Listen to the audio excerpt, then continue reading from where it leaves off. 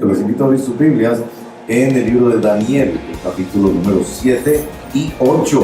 Vamos a leer el capítulo 7 y 8 de este maravilloso libro que nos ha acompañado en una serie que estamos haciendo en nuestra comunidad. Para quienes nos visitan les informo, la llamamos Vida Valiente en tiempos turbulentos. Estamos siendo tocados en nuestro corazón por la palabra de Dios, que tan extraordinariamente viene precisamente cuando la necesitamos y cuando estamos viviendo experiencias como todos nosotros, presiones y situaciones que nos hacen buscar más al Señor y depender más de su dirección. Voy a esta mañana, a diferencia de lo que acostumbro todas las exposiciones bíblicas, siempre leo la Escritura y después oro. Hoy voy a orar antes de leer la Escritura, y la razón está en un texto que se leyó esta mañana en el Salmo 112, con el que vamos a terminar. Y es esta expresión del Salmo que dice: no temerá a malas noticias. Porque cuando nos hablan del futuro, para todos nosotros, especialmente adultos, hay mucho temor al futuro. Oremos sobre esto antes de leer la Escritura, porque el Señor va a abrir nuestros ojos a la realidad de que Él tiene el control del futuro. Oremos. Señor, te damos gracias esta mañana. Venimos con nuestras fragilidades, con nuestros orgullos y nuestros miedos, con la testarudez que nos acompaña la vida cuando nos hablan de cambiar, con la dureza de nuestro corazón para amar al prójimo como a nosotros mismos, con nuestra insensibilidad que nutre más y más nuestro miedo al futuro. El texto del Salmo dice, como terminaremos hoy: no temerá a malas noticias. ¿Qué significa esto, Señor? Y cómo tu Espíritu Santo nos das palabras que nos aseguran el control y el conocimiento que tú tienes del futuro. Guíanos, por favor, te lo pedimos en el nombre de Jesús. Amén. Daniel capítulo 7 y 8. En vista de que es una lectura bastante larga el día de hoy, voy a hacer algunas introducciones para hacer unas pequeñas observaciones y después seguiremos en la lectura de la palabra del Señor. Daniel capítulo 7. Tengan la bondad y tomen Biblias de las que dispone la iglesia, con toda libertad para la lectura pública de las Escrituras. En las Biblias, seguramente la página 749, 750, por ahí más o menos. 549, 550, ok, 550, para quienes están familiarizando leer por sí mismo la palabra del Señor. Dice así, capítulo 7, verso 1 de Daniel. En el primer año del reinado de Belsasar en Babilonia, Daniel tuvo un sueño y visiones mientras yacía en su lecho. Entonces puso por escrito lo más importante de su sueño. Y esto es lo que escribió: durante la noche tuve una visión, y en ella veía al gran mar, agitado por los 4 vientos del cielo. Del mar salían 4 bestias enormes, cada una diferente de la otra. La primera de ellas se parecía a un león, pero sus alas eran las de un águila. Mientras yo observaba, le arrancaron las alas, la levantaron del suelo y la obligaron a pararse sobre sus patas traseras como si fuera un hombre, y se le dio un corazón humano. La segunda bestia que vi parecía a un oso. Se levantaba sobre uno de sus costados y sobre sus fauces tenía 3 costillas. A esta bestia se le dijo: levántate y come carne hasta que te hartes. De mis propios ojos vi aparecer otra bestia, la cual se parecía a un leopardo, aunque el lomo tenía 4 alas como las de una ave. Esta bestia tenía 4 cabezas, y recibió autoridad para gobernar. Después de esto, en mis visiones nocturnas vi ante mí una 4ª bestia, la cual era extremadamente horrible y poseía una fuerza descomunal. Con sus grandes colmillos de hierro aplastaba y devoraba a sus víctimas para luego pisotear los restos. Tenía 10 cuernos y no se parecía en nada a las otras bestias. Mientras me fijaba en los cuernos, vi surgir entre ellos otro cuerno más pequeño. Por causa de este, fueron arrancados 3 de los primeros. El cuerno pequeño parecía tener ojos humanos y una boca que profería insolencias. Bueno, ahí una primera paradita, pero que ya se hayan asustado suficiente. Eso le pasó a Daniel. Entonces noten que como que se suspende la visión y hay otra forma de esta visión que contempla a Dios, que aquí lo llaman el Altísimo o el Anciano. Verso 9: mientras yo observaba esto, se colocaron unos tronos y tomó asiento un venerable anciano. Su ropa era blanca como la nieve y su cabello blanco como la lana.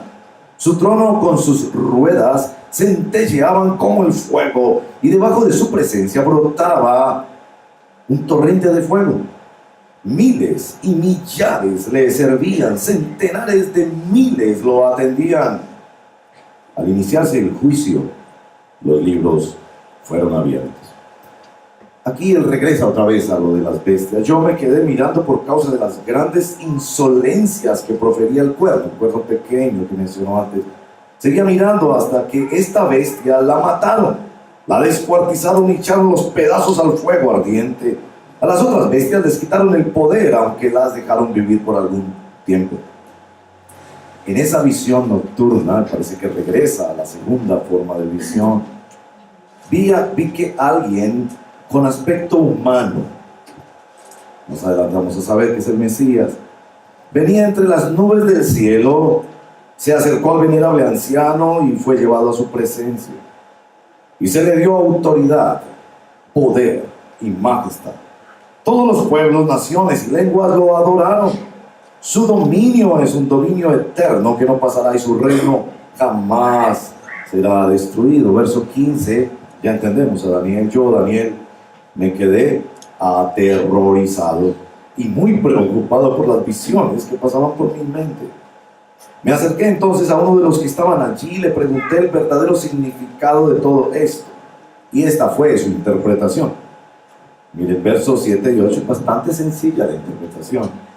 Las 4 grandes bestias son 4 reinos que se levantarán en la tierra, pero los santos del Altísimo recibirán el reino y será suyo para siempre jamás.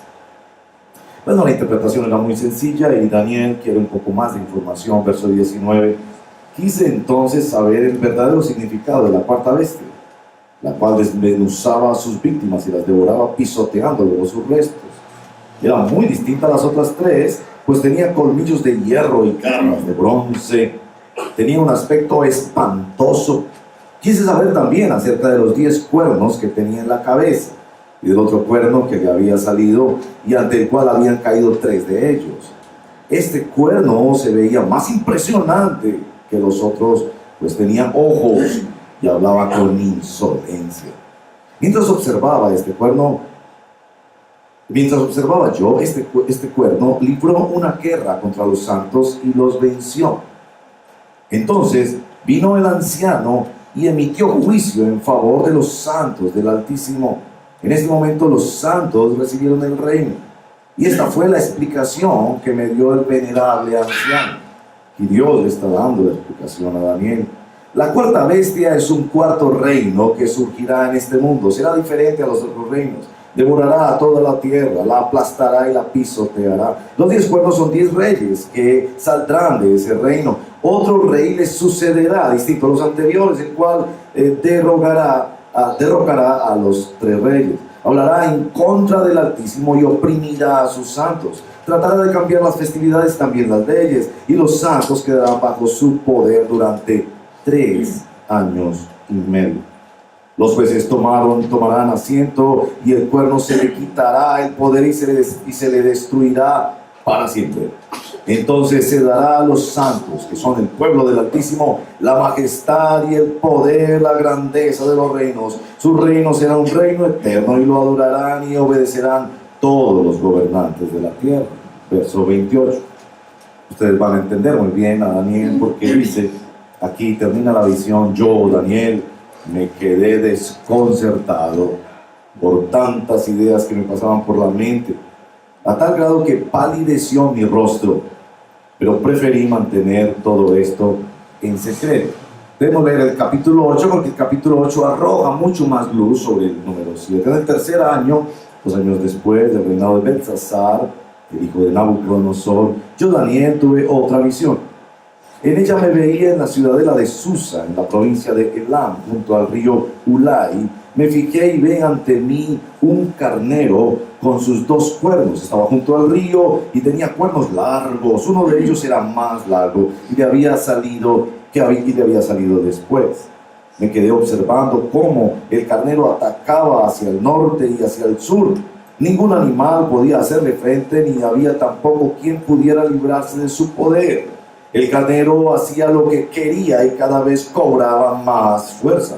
Mientras reflexionaba yo al respecto, de pronto surgió del oeste un macho cabrío con un cuerno enorme entre los ojos y cruzó toda la tierra sin tocar siquiera el suelo. Se lanzó contra el carnero que yo había visto junto al río y lo atacó furiosamente.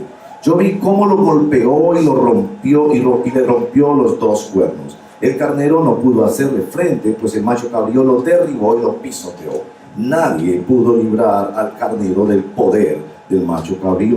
El macho cabrío cobró gran fuerza, pero en el momento de su mayor grandeza, se le rompió el cuerno más largo y en su lugar brotaron 4 grandes cuernos que se alzaron contra los 4 vientos del cielo. De uno de ellos salió otro cuerno, pequeño al principio, que extendió su poder hacia el sur y hacia el este y también hacia nuestra hermosa tierra. Creció hasta alcanzar al ejército de los cielos, derribó algunas estrellas y las pisoteó, y aún llegó a sentirse más importante que el jefe del ejército de los cielos. Por causa de él se eliminó el sacrificio diario y se profanó el santuario. Por la rebeldía de nuestro pueblo, su ejército echó por tierra la verdad y quitó el sacrificio diario. En fin, ese cuerno hizo y deshizo. Escuché entonces que uno de los santos hablaba y que otro le preguntaba: ¿cuánto más va a durar esta visión de sacrificio diario, de la rebeldía desoladora, de la entrega del santuario y de la humillación del ejército? Y aquel santo me dijo: va a tardar 2300 días con sus noches. Después de eso se purificará el santuario. Y ahí entienden ustedes Daniel, verso 15. Mientras yo, Daniel, contemplaba la visión y trataba de entenderla, de repente apareció ante mí alguien de apariencia humana. Seguramente es un reflejo del Mesías. Escuché entonces que una voz que desde el río Ulai gritaba: Gabriel, Gabriel, dile a este hombre lo que significa la visión. Cuando Gabriel se acercó al lugar donde yo estaba, me sentí aterrorizado y caí de rodillas, pero él me dijo: toma en cuenta, criatura humana, que la visión tiene que ver con la hora final. Mientras Gabriel me hablaba, yo caí en un sueño profundo de cara al suelo, pero él me despertó y me obligó a levantarme, mientras me decía: voy a darte a conocer lo que sucederá cuando llegue a su fin el tiempo de la ira de Dios, porque el fin llegará en el momento señalado. El carnero de 2 cuernos que has visto simboliza a los reyes de Media y de Persia. El macho cabrío es el rey de Grecia y el cuerno grande que tiene entre los ojos es el primer rey. Los 4 cuernos que salieron en lugar que fue hecho pedazos simbolizan a los 4 reinos que surgirán de esa nación, pero que tendrán el mismo poder. Hasta el final de esos reinos, cuando los rebeldes lleguen al colmo de su maldad, surgirá un rey de rostro adusto, maestro de la intriga, que llegará a tener mucho poder, pero no por sí mismo. Ese rey causará impresionantes destrozos y saldrá airoso en todo lo que emprenda. Destruirá a los poderosos y al pueblo santo.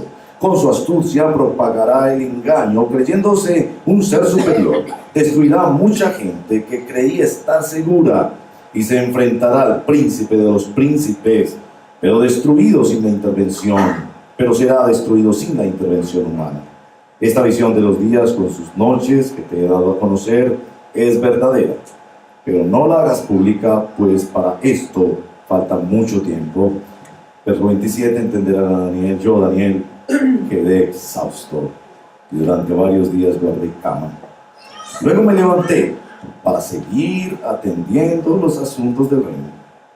Pero la visión me dejó pasmado, pues no lograba comprender. Esta es la palabra del Señor para nosotros hoy. Bueno, ¿qué vamos a hacer con estos textos de la Biblia? Lo primero que quiero decir es que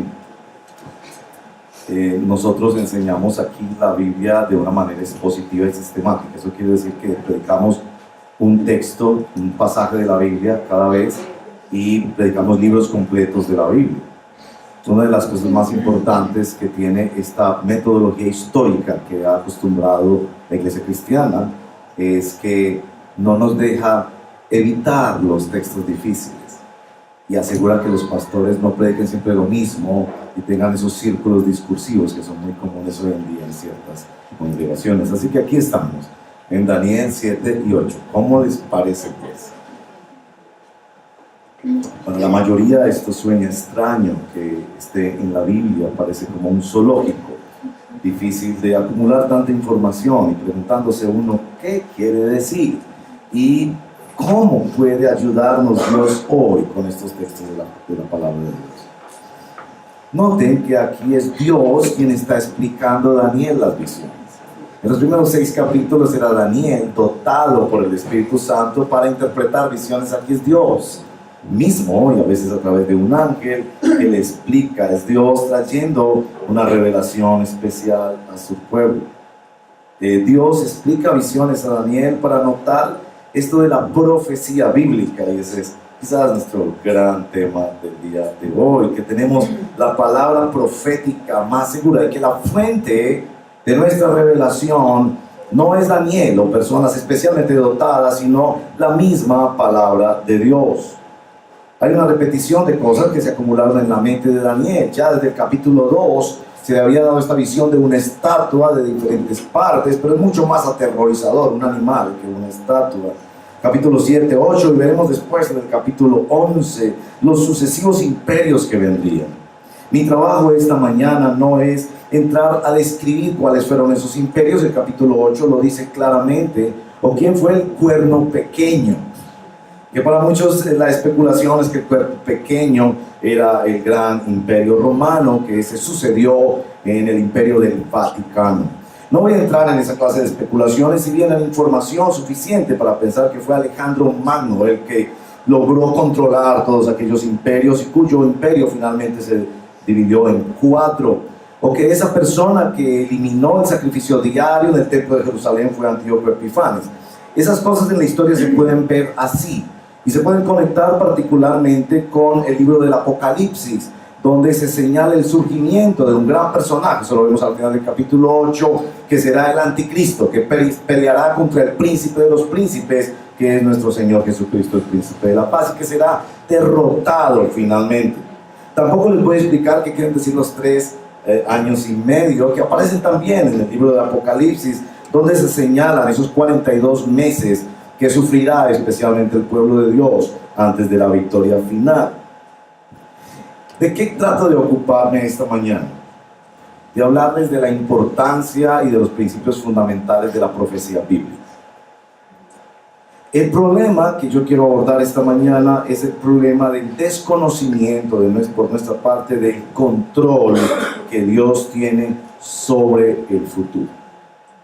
Mi impresión hoy en día es que la fe que se publica mucho a través de predicadores, videos, televisión, etc., es una fe que solo resuelve el presente, que quizás resuelve el pasado y se vuelve un poco como una fe terapéutica o como una fe de resolución de problemas inmediatos. Poco aceptamos nosotros que nuestra fe tiene serias connotaciones futuras y que precisamente es porque nuestro futuro está determinado que nuestro presente puede cambiar. Es claro en este texto que es el Altísimo, el Anciano de Días, el Príncipe de los Príncipes, ese con aspecto humano, nuestro Señor Jesucristo, el que no solo conoce, sino que tiene control del futuro. No es que los seres humanos actúen como autómatas. Ellos son autónomos y crean reinos e imperios que vienen y van, pero por encima de ellos está el Altísimo. Nombre extraordinario para nuestro Dios en estos capítulos. Él es el Altísimo, por encima de Él no hay nadie y Él lo gobierna todo. Lo que quiero hacer esta mañana es primero hablar de unas cositas introductorias muy rápidas sobre profecía bíblica, les va a interesar. Lo segundo que quiero hablar es de los elementos esenciales de esta profecía que aparecen precisamente en estos dos capítulos, y lo que más me interesa de todo es hacer 3 aplicaciones para nosotros el día de hoy. Primero, unos pensamientos introductorios sobre la profecía bíblica. Existe tal cosa como la profecía bíblica. No debería extrañarnos el hecho de que en la Biblia hayan textos que describen el futuro y cómo será el futuro y el fin de la historia. El hecho de que eso extrañe tanto debería darnos testimonio de la decadencia espiritual de nuestros tiempos. He aquí una filosofía de la historia, cómo los cristianos en nuestra cosmovisión contemplamos la historia. Un elemento esencial de esa profecía bíblica es que Dios conoce y tiene el control del futuro, tanto del pasado como del presente. Si no fuera así, entonces ¿cómo nosotros vamos a creer en el perdón de nuestros pecados? ¿Cómo vamos a creer en el perdón de nuestros pecados si Dios no pudo ir a nuestro pasado y borrarlo y limpiarlo? Gloria sea su nombre. El Salmo 31, verso 15 dice: Señor, en tus manos están mis tiempos. No solo los tiempos pasados o presentes, los tiempos futuros. Y ya, 1 Corintios capítulo 15, verso 19, dice: si la esperanza que tenemos en Cristo fuera solo para esta vida presente, seríamos los más desdichados de todos los mortales, si no creyéramos nuestra fe en una proyección futura. Dios conoce y controla el futuro. También tenemos que decir, Dios se comunica. Dios se comunica como Él quiere y ha decidido comunicarse en la palabra de Dios sobre cosas del futuro. Aquí tengo que hacer una pequeña clase de lo que es profecía bíblica y decir que cuando la Biblia habla de profecía, habla de 3 connotaciones para profecía. La primera es la connotación de la profecía como palabra de Dios. El texto que más quiero mencionar es 1 Corintios 14 a este respecto. En esa gran discusión en la iglesia de los Corintios sobre el don precioso, don de las lenguas, el don de lenguas angelicales, Pablo insiste que aunque él quiere que todos hablen en lenguas y que todos podrían hablar en lenguas si lo piden, no obstante, él insiste que él prefiere que todos profeticen. En ese capítulo 14, muy importante para entenderlo en nuestros días, al final deja claro que se refiere por profecía a la explicación o la comunicación de la palabra escrita de Dios. Una primera connotación de profecía. La segunda connotación de profecía es la descripción del futuro temporal o final. Tenemos casos en el libro de Apocalipsis, en Mateo 24, Jesús describe cosas que pasarán en el futuro. En el libro de Hechos, capítulo 21, verso 10 al 12, Agabo, un profeta que tenía la iglesia, toma un cinturón, se lo pone en las manos y dice: esto le va a pasar al dueño de este cinturón. Se refiere a Pablo, y vemos al final del libro de Hechos que esa profecía se cumplió, una descripción de algo que pasaría, no para que Pablo lo evitara, sino para que se preparara para ese testimonio de martirio que le tocaba padecer. Se predice también en la profecía. Y una tercera connotación de la profecía es la profecía como denuncia, muy común en los profetas del Antiguo Testamento, que iban donde el rey denunciaban, como Juan el Bautista, que le denuncia al rey Herodes que está viviendo en inmoralidad y ofendiendo el nombre de Dios. En estos 2 capítulos de Daniel hablamos de la profecía en la segunda connotación, la profecía que tiene que ver con la descripción del futuro temporal o del futuro final de la historia. No debería extrañarnos la mención de animales. Usted espera que se le hable en el lenguaje de hoy, pero aún en el lenguaje de hoy se usan mucho los animales como metáforas. El gran tigre asiático para describir a una nación. No solo en el campo de la política o la geopolítica, sino aún en el deporte. Las águilas, los leopardos, los leones, los osos, se usan con frecuencia y también para describir características de personas. Ese hombre es un zorro, esa persona es un lobo. Los profetas exílicos usaron muchísimo este lenguaje y es un método pedagógico también para la recordación. Pero como les digo, debemos identificar que nuestra extrañeza por estos textos bíblicos tiene que ver uno para reconocer lo poco que leemos en la Biblia. A veces solo leemos el Salmo 91. Pero por otro lado, también este aspecto que estamos resaltando, y es que pensamos que nuestra fe tiene solo implicaciones para el día de hoy, y no que nuestra fe ha cambiado radicalmente nuestro futuro, y que nuestro futuro está en las manos de Dios, y Dios tiene control, no solo conocimiento, sino control del futuro. Los elementos que hay en este capítulo son extraordinarios. Déjenme mencionarlos. Primero, Dios el Padre, el anciano, mayor en edad, dignidad y gobierno que cualquier otro rey del mundo. La expresión altísimo, muy común en los salmos, por encima de todo. Versos 9 y 10, Él es servido por millares y millares y millares que le sirven en su trono. Esto es un juicio final, verso 22. En los mismos versos 9 y 10, no solo es servido, sino que se abren los libros de la historia. Hay unos libros donde se está escribiendo la historia de la humanidad. Esos libros están en la presencia de Dios y debería aterrorizar. Si ya aterroriza a Daniel, que está escrito en el libro de la vida y cuyos pecados han sido perdonados por la sangre del Cordero, ¿cómo debería aterrorizar a aquellos que han hecho injusticias, inmoralidades, daños a la ecología y que están bajo el juicio irremediable de Dios? Irremediable porque ellos no tienen nada que hacer para revertir ese juicio, a menos que vengan a la única solución que tienen, que ser de aspecto humano, el príncipe que trae el reino, nuestro Señor Jesucristo. Nos describen a Dios en medio de todas estas expresiones proféticas, y el descanso para Daniel no es que él conoce o que él puede anticipar. El descanso para Daniel es que Dios está allí y tiene el control. Bueno, estos textos también describen la feroz oposición de los imperios. Noten, por ejemplo, el verso 8, 11, 20, 25 del capítulo 7.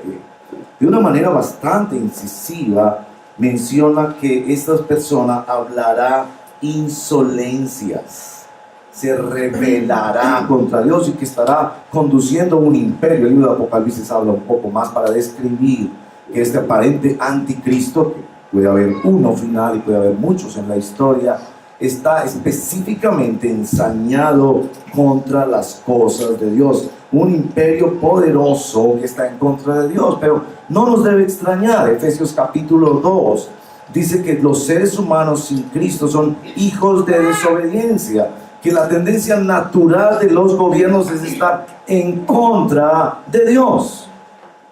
Nunca deberíamos tener la utopía de encontrar un gobierno en Colombia que esté a favor de Dios.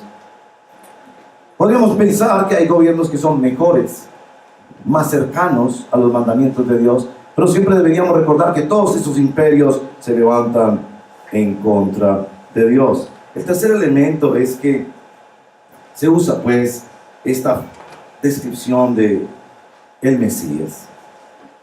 Verso 13 y 14. En esa visión nocturna vi que alguien con aspecto humano venía entre las nubes del cielo, descendía. Se acercaba al venerable anciano y fue llevado a su presencia. Y se le dio autoridad, poder y majestad. Todos los pueblos, naciones y lenguas lo adoraron. Su dominio es un dominio eterno que no pasará, y su reino jamás será destruido. La visión mesiánica es la persona de nuestro Señor Jesucristo quien gobierna y quien rige la historia. Ese es el gran objetivo del libro de Apocalipsis. No es llenarnos de profecías tipo Nostradamus para poder anticipar el futuro, sino mostrar la victoria de Dios mediante su ungido en la historia humana. A pesar de que hayan imperios, unos más malos que otros, pero siempre en contra y opuestos a Dios. Un elemento fundamental que tenemos que mencionar es la presencia del pueblo santo de Dios. Miren, verso número 18. Pero los santos del Altísimo recibirán el reino y será suyo para siempre y para siempre jamás. Qué consolación tan extraordinaria había para Daniel, inmerso en un reino rebelde contra Dios, y se le está diciendo: tú recibirás el reino. Quiero repetir esto antes de decirles más sobre este asunto porque me parece extraordinario. Que tú y yo, discípulos de Jesucristo, vamos a reinar sobre la creación de Dios, liberada de una vez por todas de todos los elementos opositores del reino de Dios. No solo en el verso 18, miren el verso 22.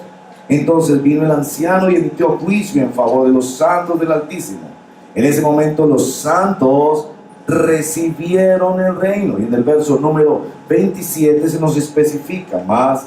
Entonces se dará a los santos, que son el pueblo del Altísimo, la majestad y el poder y la grandeza de los reinos. Su reino será un reino eterno, y lo adorarán y obedecerán todos los gobernantes de la tierra.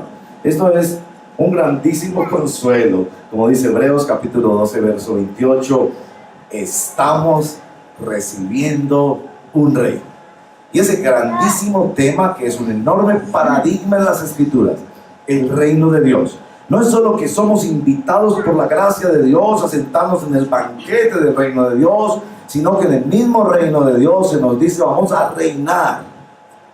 Nosotros gobernaremos la creación futura de Dios, liberada y purificada cuando venga la manifestación del Señor. Sí, yo sé que hay muchos problemas hoy en día, que hay muchas metas que cumplir, hay hijos que alimentar, hay tareas que hacer, hay trabajo que conseguir. Pero si tú pierdes de vista esto, que tienes un futuro glorioso en el reino de Dios, y que no va a ser tan glorioso solo porque tú recibes y entras por la gracia de Dios en ese reino, sino que tú vas a reinar, vas a ser uno de los delegatarios de Dios para la efectividad de su reino, y que habrán nuevos cielos y nueva tierra, y conoceremos toda la creación y el propósito original con que Dios nos hizo. Y por eso Pablo dice que mejor para él sería morirse ya y empezar a disfrutar de aquello. Los creyentes que entienden esto se levantan con una fe y una autoridad espiritual incomparable. Seguramente la debilidad de nuestra fe tiene que ver con que no es mucho lo que creemos que Dios tiene control del futuro, y que no importa qué imperio venga, si nos gobierna este o aquel candidato los próximos 4 años, finalmente nosotros somos ciudadanos de otro reino, y aún nuestros sufrimientos en esta tierra serán recompensados por nuestro Señor, y entraremos en la bendición y en la dicha no solo de participar del reino, sino de ser delegatarios de ese reino que no tendrá fin. Bueno, hasta ahí lo que quería decir de estos 2 capítulos. Ven que no voy a detener en quién es el leopardo, y entonces cómo podríamos hacer el dibujo de los cuernos y de la bestia, que era peor que todas ellas. Pero sí quiero hacer unas aplicaciones. Quiero detenerme en 3 aplicaciones concretas. La primera, voy a usar una expresión técnica, pero creo que es importante para quienes de ustedes quieran investigar más sobre esto, que tiene que ver con la cosmovisión cristiana, que es una filosofía de la historia. Lo segundo es una aplicación al escenario político de Colombia hoy en día, y una tercera aplicación para todos nosotros que tenemos miedo a las malas noticias del futuro. Bueno, la filosofía de la historia. Noten que Daniel no cae ni en una actitud pesimista depresiva ante esto, ni en un optimismo ciego. Sí, es claro por los textos que les leí que Daniel quedó aterrorizado. Daniel quedó aterrorizado. Pero ¿no les parece extraordinario? Revisen conmigo el capítulo 8, el verso 27, que aunque estuvo por unos días en cama, tanto se aterrorizó, seguro entró en un shock nervioso, pero dice: luego me levanté para seguir atendiendo los asuntos del reino. ¿De cuál reino?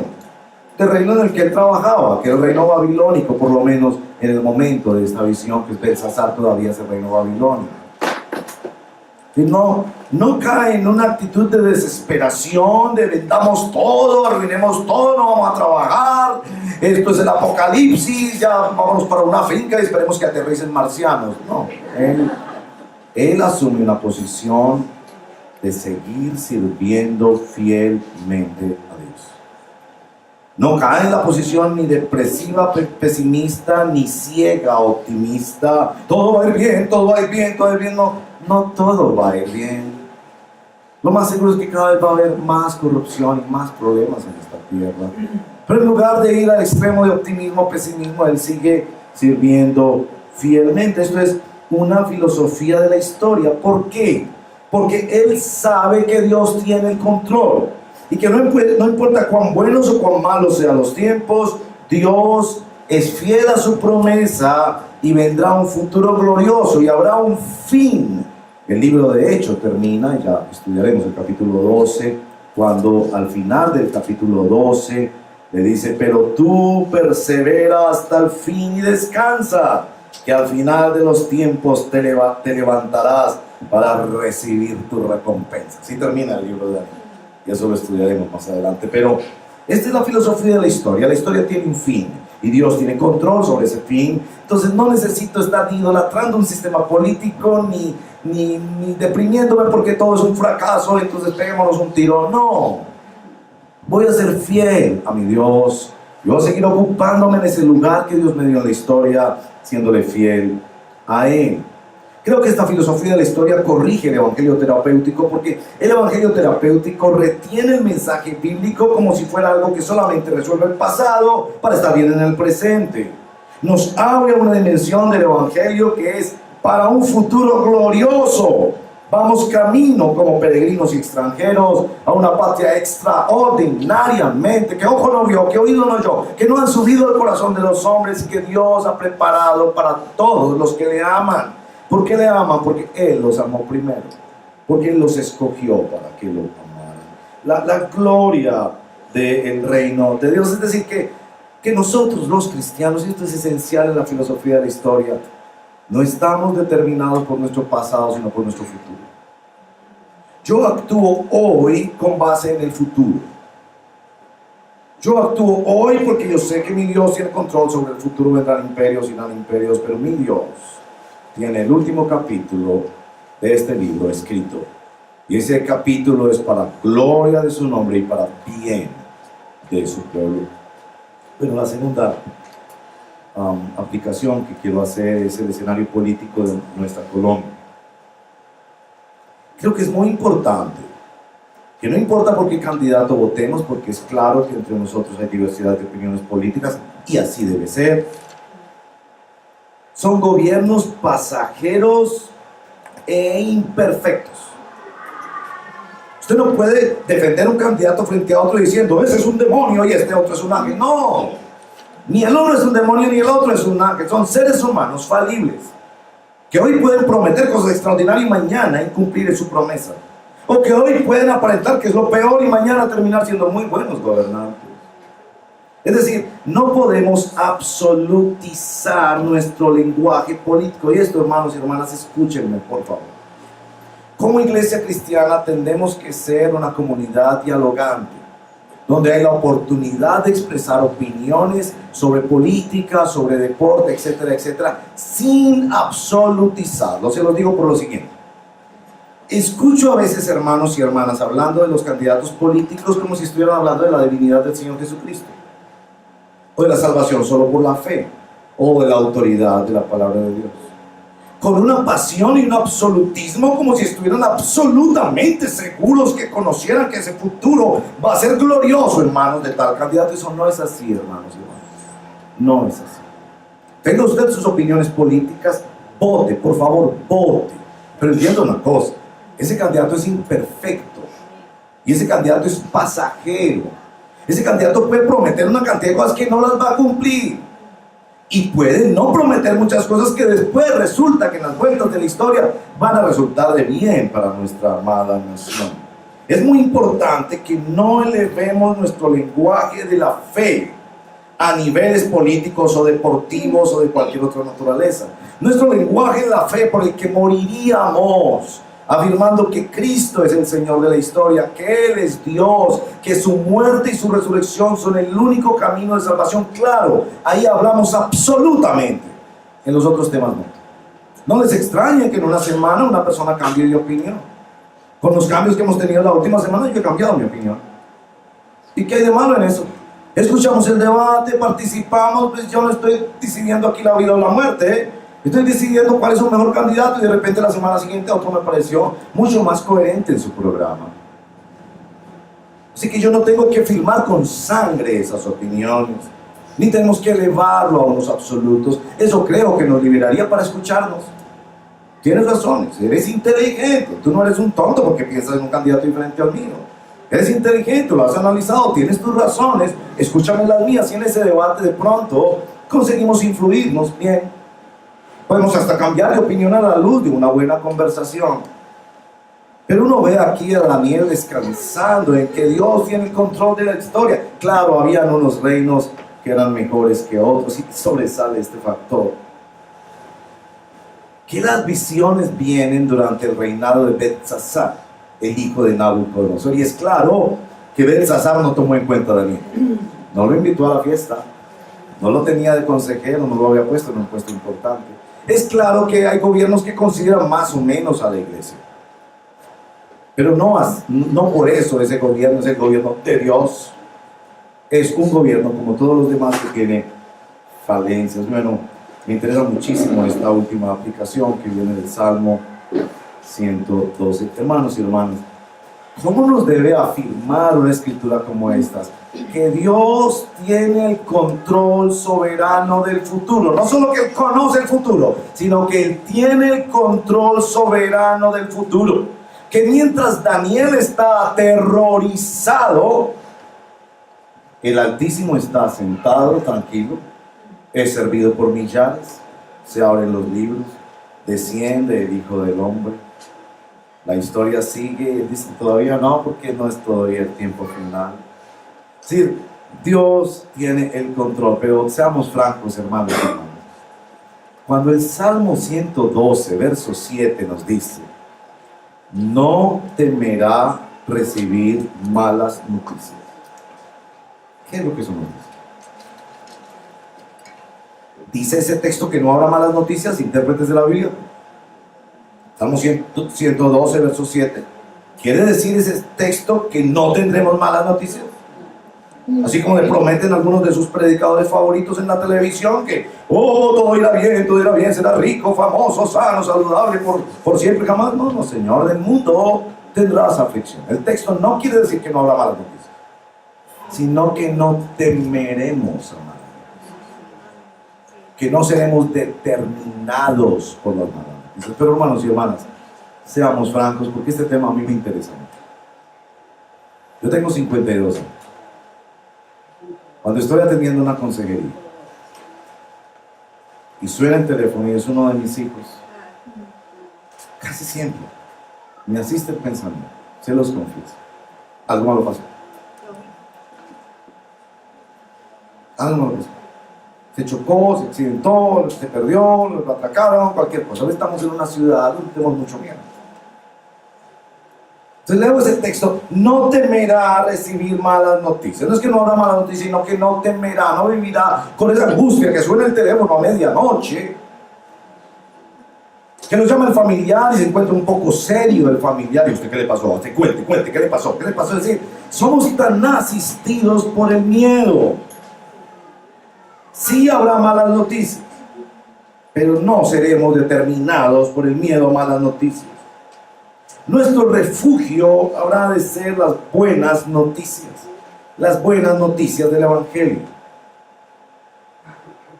Que hemos sido invitados al reino de Dios por la pura gracia de Dios.